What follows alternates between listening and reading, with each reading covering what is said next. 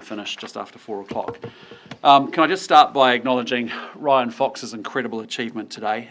Ryan Fox has just become the 4th Kiwi to win one of golf's major opens and championships. I've got to say the mental toughness, the composure, the grit that he showed throughout that final round was absolutely outstanding. And to step up and birdie that final hole to win by a single shot, I think was just simply remarkable. And so it's going to be very special to see the claret jug back here on New Zealand soil for the first time since Bob Charles lifted it back in 1963. And that's a wonderful piece of sporting history that Ryan has now written his own chapter about. So congratulations, Ryan, and all of New Zealand is right behind you and incredibly proud of you. As you can see, I'm joined by our excellent RMA Reform Minister, Chris Bishop. This afternoon, the Environment Committee has reported back on the Planning Bill and the Natural Environment Bill. These bills will replace the Resource Management Act with a planning system that lets New Zealand get on and with producing and with building and getting things done. Building modern and resilient, reliable infrastructure that can withstand an increasingly volatile world is all part of our plan to build a better and more secure future for New Zealand. For too long, the RMA has made it too slow, too expensive and too difficult to produce the food and fibre, to build the homes, the roads, the infrastructure and the renewable projects that New Zealand desperately needs. And that's why we're tackling it, that's why we're fixing it. Over the past 6 months, the Environment Committee has carefully considered submissions on the 2 replacement bills from across New Zealand. The Government has welcomed the Committee's recommendations and the bills will now proceed to a second reading with changes that improve their workability. Shortly, I'll pass over to Chris to talk through those key changes in a little more detail. But replacing the RMA is one of our government's most important economic reforms. Because if we do want more houses, we want better infrastructure and more affordable energy, we need a planning system that enables us to make that happen. It's a key part of our wider plan to make it easier, to make it faster and more affordable just to get on with building infrastructure in this great country. And among other things, we've introduced Fast Track and there are now 26 projects underway because of that change, with another 55 going through the Fast Track process. We've also made smaller but I think very important changes like allowing more use of overseas building products, speeding up inspections, improving liability rules, and of course making earthquake-prone building rules and the system more practical. National will campaign on further changes in this space, including the policy announced by Chris Peck last week to make it even easier to build shops and offices and other commercial buildings by removing unnecessary delays and costs in the building consent system. National has a long-term plan for New Zealand's future to ultimately create jobs and opportunities and to make life more affordable for our people.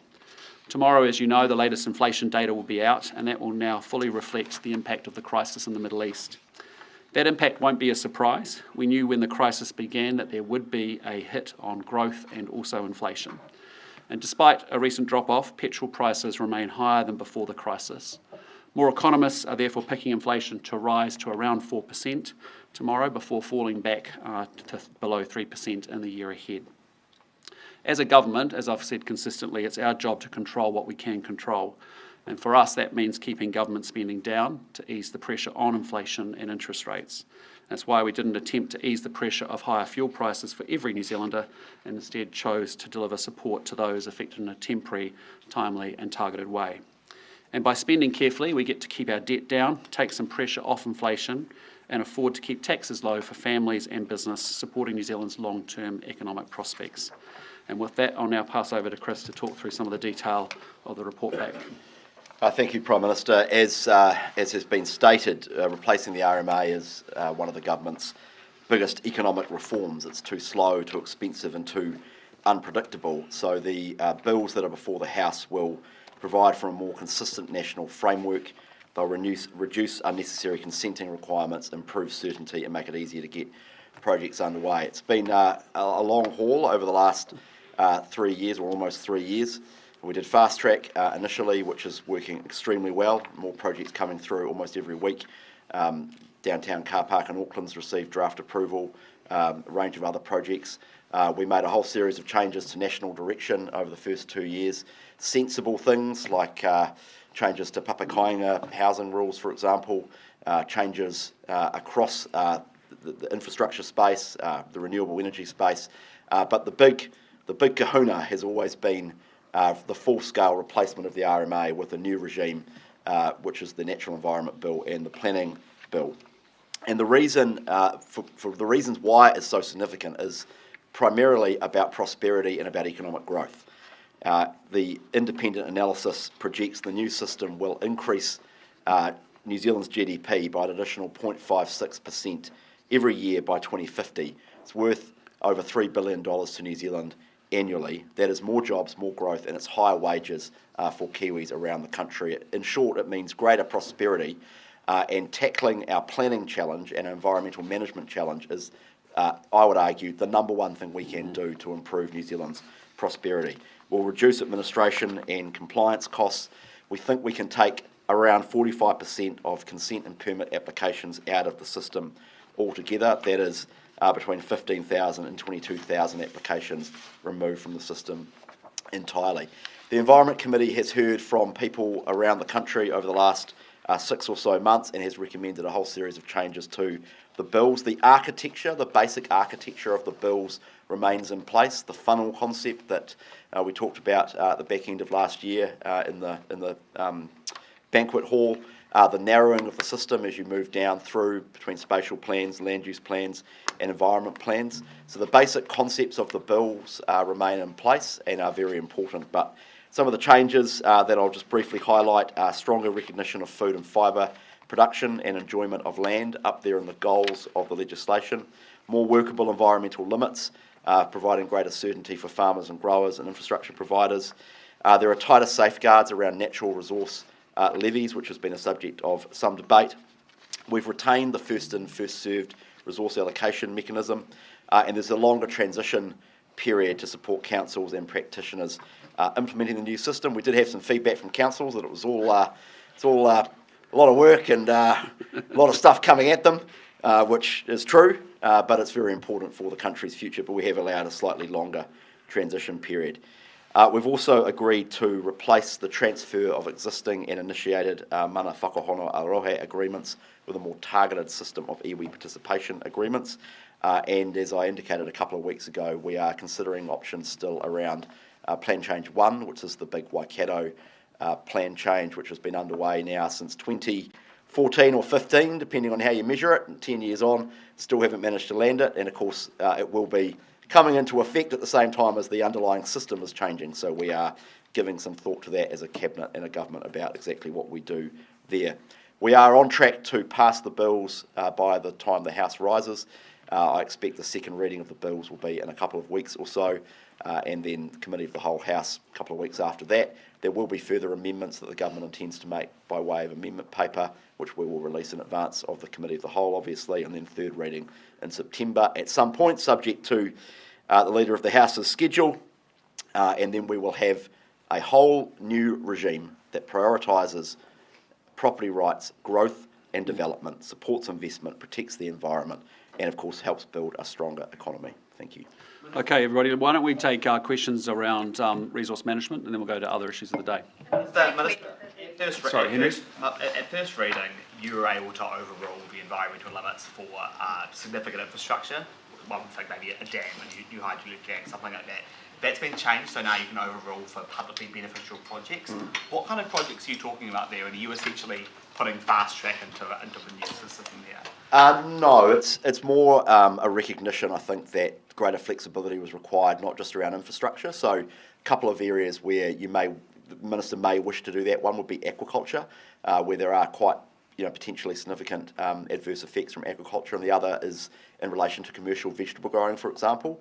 So we are really keen to make sure that commercial vegetable growing, which not only feeds New Zealand but also helps feed the rest of the world as well, is given real primacy in the system. And so the feedback was we just needed a bit more flexibility there. It's not just about significant infrastructure. I think people can kind of understand the idea of wind farms or transmission pylons or roads or rail or whatever. I mean, there's a whole range of different infrastructure providers. Ports would be another example. It's not just about that. It's just greater flexibility around the ability to deviate from limits. Being able to do that for a factory that provided 1,000 jobs for a town? I mean, I don't want to go through every specific example because every example will depend on the context and depend on the exact plan that's there. It's not so much about a minister approving a particular factory. It's about the allowing standards to be set that deviate from the national standard through central government. Okay, we'll go to Joe. Based on the criticism, Hang on, let's go. We'll take turns, team. Joe. based on the criticism that we've already heard from Labour and the Greens, it doesn't look as if they're going to be keen to support this. What sort of certainty can you actually give to New Zealanders around this legislation when we've had a constant create something, chuck it out, start it again, create something, chuck it out, start it again? Well, it's a really easy way to make sure this system gets locked in place, and that's for everyone to go out and party vote national at the election. We've worked quite hard with Labour and the Greens to try and achieve some common ground, and I mean that genuinely. I've had I don't know, probably half a dozen meetings, both informal and formal, probably actually more than that if you count the informal meetings, between myself and Labour and the Greens spokespeople on this. And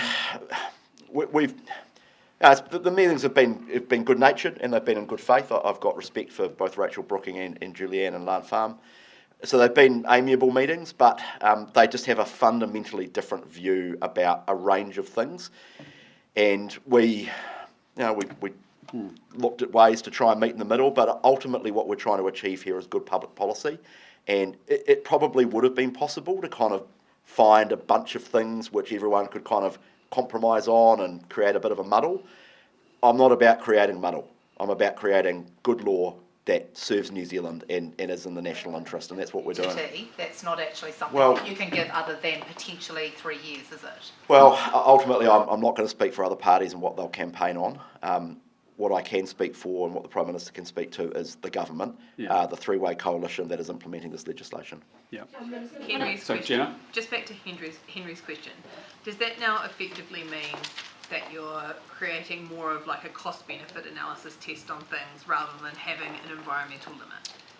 Yes, if you look, I mean, there's a couple of things there. If you look at some of the changes that the committee's made around limits more generally, both the ability for central government to allow the deviation from limits, but also the ability for, also the requirement for councils when setting regional limits to take into account cost benefit. Yes, that is a key theme coming through, and that was some of the feedback that came through from the Select Committee, is that the setting of limits is, on one level, it's a scientific exercise, obviously, and you've got to be grounded in the science and the data and the evidence, and that's obviously true, but the science and the data also has to be weighed against what the impact of setting those limits might be on society and the economy that we live in, and so we think those are important things to play into the weighing up the exercise, both by ministers and by councils. And on the time frame of passing the legislation, the committee says itself that it's extensive amendments to the bill.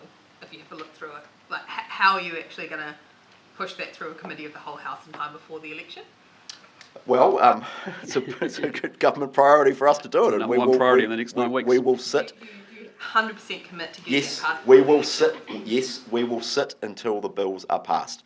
And yep, they're chunky pieces of legislation, but the Select Committee has made a series of changes which the House will be asked to vote on, and then there are some amendment papers. I've been deliberately keen on limiting the number of amendment papers that the government drops on the floor of the House for reasons that you yourself have adverted to.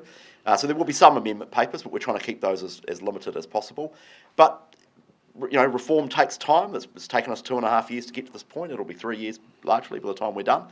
But if you look back over the 3 years, by the time we get to September or October, we'll have delivered a whole new replacement for the RMA. We'll have done fast track in that time. We'll have done the biggest changes to national direction that the RMA has ever seen, much of which will port across into the new system. So I think, look back over 3 years, it's a pretty good record of achievement. And I'll just say, like, when you take a step back and say what makes a country fundamentally wealthier, one of the 5 things you have to deal with is remove the bureaucracy and the red tape, and there's nothing bigger than this RMA. It is the single biggest thing that has been hamstringing New Zealand and holding us back, and it has to be dealt with. So there's no bigger priority for the government, and the legislative time that we've got, it'll take as long as it takes, and we'll get it done. Sorry guys, I'll close out one last question with Janet, then we're going to come to Marnie, and then we'll come back to you. Have you acted in good faith with the removal of the iwi participation agreements from being carried over to the next part of the legislation? Yeah, I mean, if you go back in the history, these were a creation of Nick Smith back in 2015, and there was 8 of them when we when we came in, and so they were really they weren't utilised at all, right? If you look at them on average, less than one per year was being negotiated, and there's been a massive surge of interest in them, and we've just decided that the cleanest thing to do is just basically put in place these iwi participation agreements, which are a new thing, which will be, assuming the Parliament agrees to the amendments, will be a new thing in the law. And the reason to have them is essentially to give effect to treaty settlements that the Crown has entered into in good faith since the mid-1990s, where there are a range of mechanisms for iwi and mana whenua to participate in statutory processes, both through the RMA and will be in the new planning and environmental system. So it's about actually streamlining and simplifying what that looks like in practice, and we think it's a good step forward. Marnie? So just in regards to the mana whakahono arohe, which is, I'm assuming, the same thing. When you talk about streamlining or making them more targeted, what does that actually look like? Like, can you just elaborate a bit more of kind of fit for purpose, what that means? Yeah. So for example, one of the key bits of the new system is at the spatial planning level, which is when councils and regions are stepping back and going, okay, over the next 30 to 50 years, where are we going to grow? Where are we not going to grow? Where are the infrastructure corridors? Where are the housing areas? Where are the areas that are subject to natural hazards, for example? That doesn't really exist in the status quo, and it's going to become a new feature and big part of the new system. As part of that, I think most Kiwis would say, you know what, as part of that kind of overall spatial planning exercise for a region, where are our sites of significance for the local iwi? Where are the areas where the old pa sites, for example? Where are the burial grounds of Kuia and Kamatua? Where are the areas that have special significance? And it's not for me to speak to that, but I think most Kiwis would say, you know what, the system should protect that stuff, and we should do it high up in the system.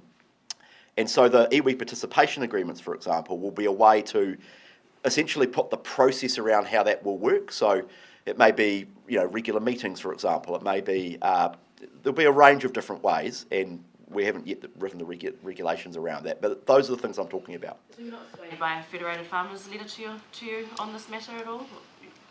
Well, Federated Farmers wanted us to get rid of mana whakahono arohe agreements, which we've done. But I think most Kiwis, including Federated Farmers, would accept that iwi aren't going anywhere, that they are part and parcel of New Zealand life, and the Crown has, for 30 years, signed a succession of legally binding agreements with iwi that we intend to honour. And the system that we are building honours those agreements. It's actually part of both coalition agreements that treaty settlements will be honoured, and make sure that we do it in a streamlined and effective way so that everybody can get on and do new things in the system. And to be honest, iwi are some of the biggest users of Fast Track. For the reason that they are as frustrated as anybody else by the strictures of the RMA. Okay, we'll go to Benedict and then we'll come to Henry. Just wondering if we could move on to another issue. Just wondering if you'd seen the Green Party's energy announcement today and what you made of it. No, I don't pay a lot of attention to Green Party policy. One of their ideas, well, I think all political parties are kind of on the same page now, is bringing in that balcony solar or plug-in solar. I think the government's working on trying to legalise it. They're calling it for it to be legal, so's Labour. Do you know when that will be delivered? Well, we've had our National Party election policy around rooftop solar and the ratepayer assistance scheme, as we've talked about, and our Try New Zealand strategy and plan. I appreciate the other parties have come out subsequent to that announcement and said there's big parts of it that they would agree and support. Obviously, we've got 9 weeks to go with our legislative agenda on the other side of an election. We look forward to getting lots of good bipartisan support to get that done. That would be great. Just back on RMA reform, 3 years ago, your predecessor, not as RMA reform minister, but as environment minister, stood up here and said that he had a series of bills that were going to change the RMA. He didn't get you guys on side, and then a few months later, you won the election, you got rid of it, you put the RMA back to where it was. The RMA, when it was originally passed 30 years ago, was passed across 2 governments, and did get bipartisan support. It had been lasted for 30 years. Like, love it or hate it, it lasted. What's stopping your entire legacy in this area, which you've worked really hard on, being tossed away if you can't get them on board?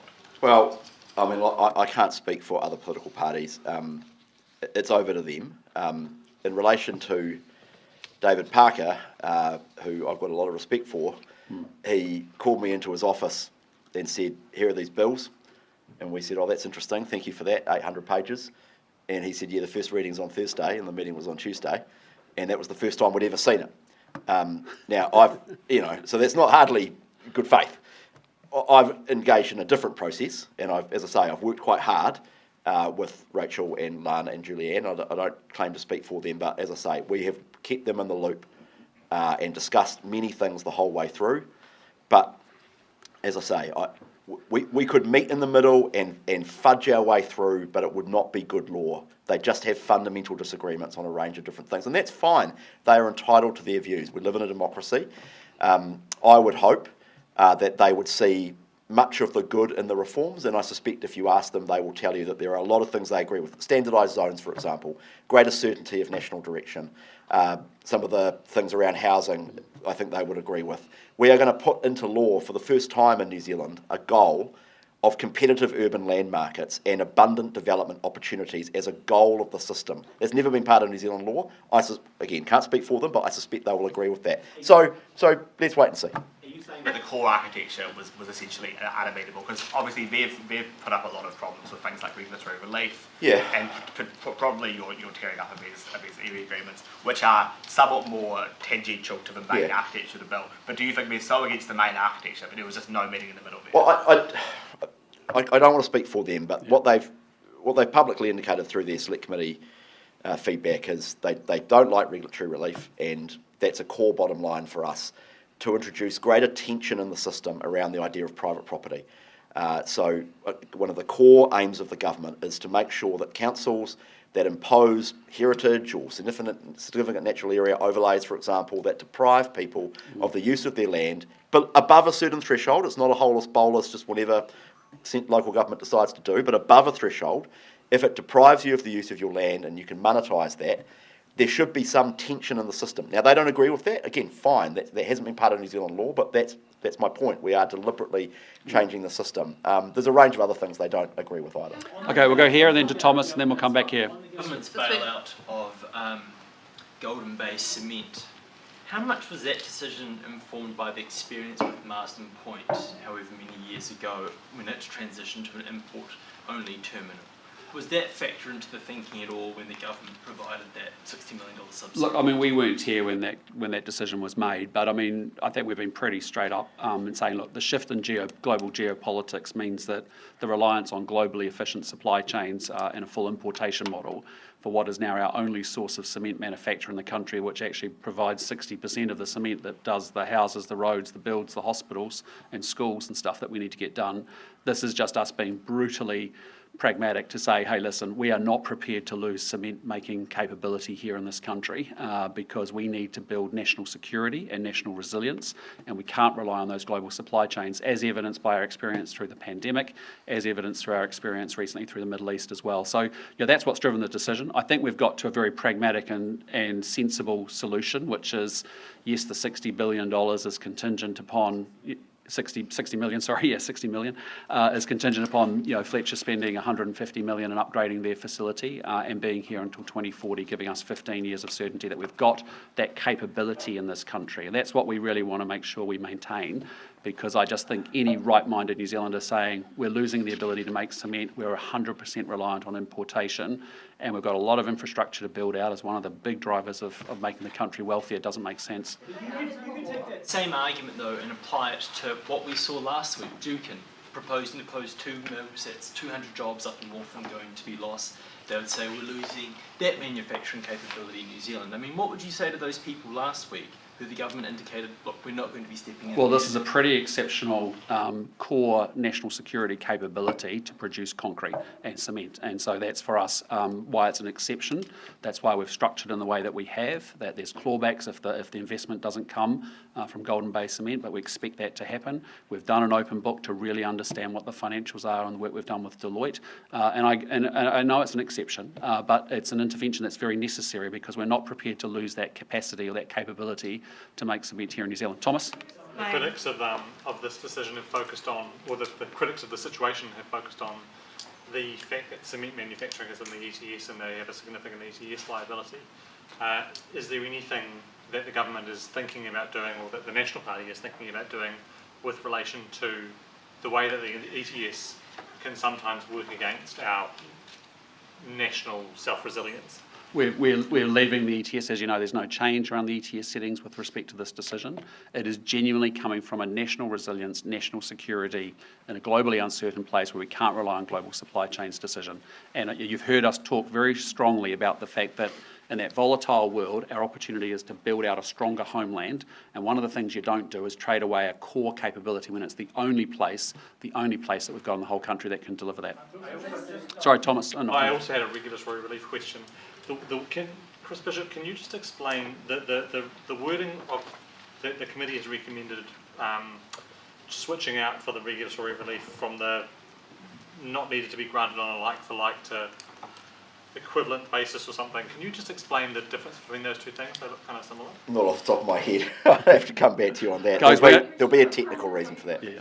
So guys, we'll just take 3 quick questions. I've got visitors waiting, so yes. Yeah, what did you make of Shane Jones' comments over the weekend saying next time you go to an ethno-nationalist rally to receive a foreign leader, take off your knee pads?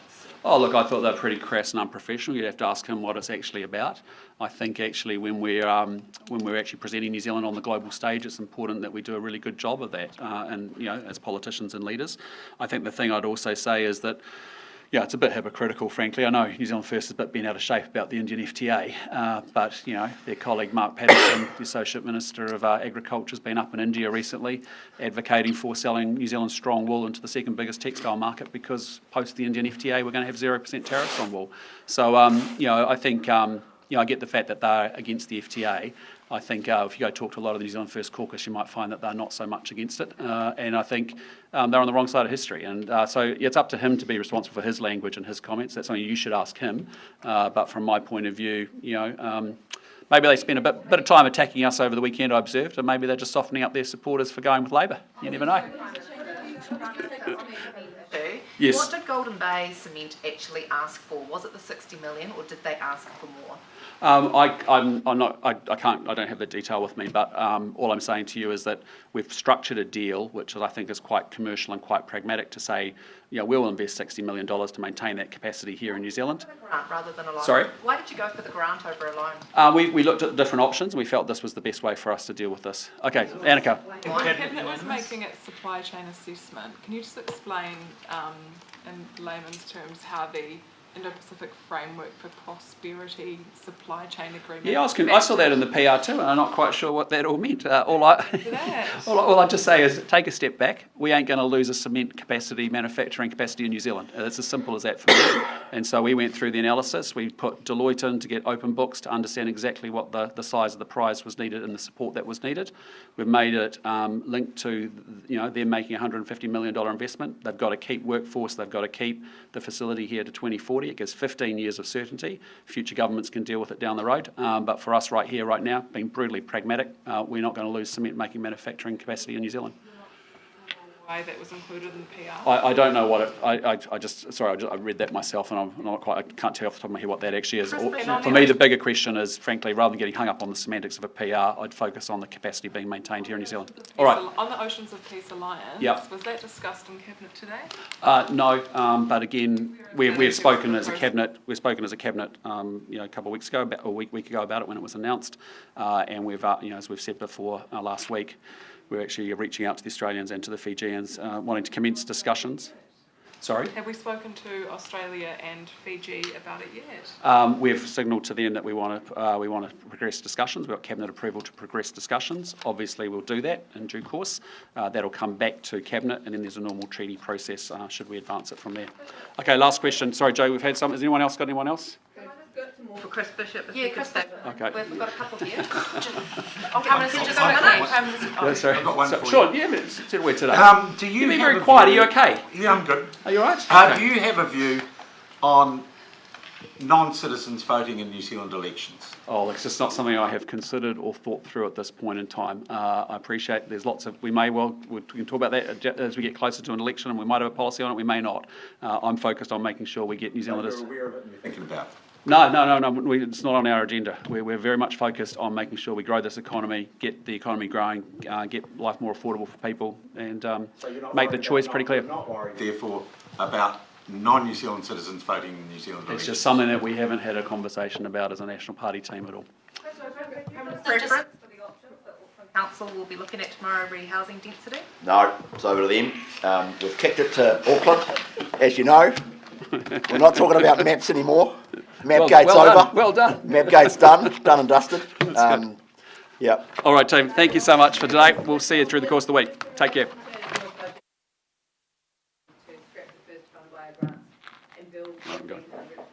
Yes. 270. Yeah. Where are the rest of them? Well, they're coming. I mean, the funding didn't start. Like Kiwi Builders. Now, hang on a minute. I'm not going to let that one lie. The funding didn't start until the 1st of July 2025. There's, I'm told, hundreds of homes in the next couple of quarters. The funding from Budget 2024 started from the 1st of July 2025. We put a bunch more money in Budget 2025 as well. Those homes are being delivered. There's a pipeline. We're actually doing more than we budgeted for. So from memory, we're budgeting to do, between budgets 24 and 25, 2,150 homes as opposed to 2,050, because we've got really good procurement and value for money as part of that. Part of the reason for that is the financing interventions we made through backing of the Community Housing Funding Authority.